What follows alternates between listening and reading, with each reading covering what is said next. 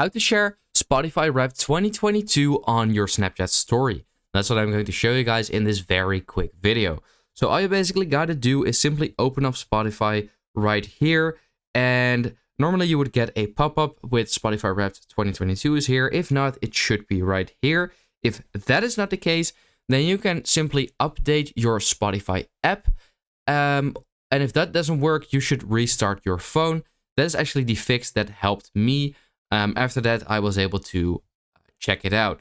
So you can just go to all of these stories, and almost any of these stories you can share. I'm just going to go to the last one and share this one real quick. So here I can click on or select a color, then click on the share button just like that. Here you can see all of these platforms. And all you basically got to do is click on Snapchat. And once you're here in Snapchat, you can put it on your story or send it to friends or group chats. And that's actually really nice about Snapchat. So yeah, that's about it. I'll see you in the next video.